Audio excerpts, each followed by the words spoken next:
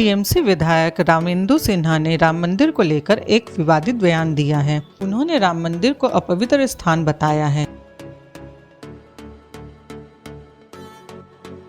इसके साथ ही उन्होंने ये भी कहा है कि किसी भी हिंदू को पूजा के लिए राम मंदिर नहीं जाना चाहिए। ताड़केश्वर के टीएमसी विधायक के इस बयान के बाद बवाल छिड़ गया है। रामेंदु सिन्हा के इस बयान की चारों तरफ निंदा की जा रही है। बंगाल बीजेपी के नेता शुभेंदु अधिकारी ने रामेंदु सिन्हा पर जमकर हमला बोला है। शुभेंदु अधिकारी ने सोशल मीडिया प्लेटफॉर्म एक्स पर कहा कि मैं न केवल के इस अपमानजनक बयान की कड़ी निंदा करता हूं, बल्कि दुनिया भर के हिंदुओं की भावनाओं को ठेस पहुंचाने वाले ऐसे घृणित बयान के लिए इस व्यक्ति के खिलाफ एफआईआर दर्ज कराने की भी तैयारी कर रहा हूं। देखिए पूरी खबर।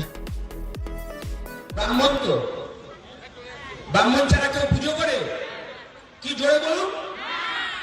আচ্ছা, আমার এদিকে মুসলিম ব্যক্তিরা আছেন, আমার চাচাকে জিজ্ঞাসা করছি, আপনাদের মসজিদে নামাজ পড়ান কে ইমাম সাহেব? তো রাম মন্দির তৈরি হলো, নরেন্দ্র মোদী গিয়ে মূর্তি প্রতিষ্ঠা করে তার পুজো অর্চনা করলো। তা আমি প্রশ্ন করছি, নরেন্দ্র মোদী কোথাকার ব্রাহ্মণ বলতে পারবেন? পৈতিটা কে দিয়েছিল? কবে পৈতে হয়েছিল বলতে পারবেন?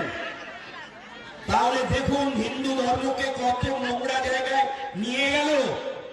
ঠিক তেমনি ওই যে রাম মন্দির তৈরি হয়েছে, আমি মনে করি অপবিত্র রাম মন্দিরেতে ভারতবর্ষের কোন হিন্দু যেন পূজা দিতে না যায়। ওটা একটা শোপিস তৈরি হয়েছে, ওটা শুধু একটা শোপিস তৈরি হয়েছে।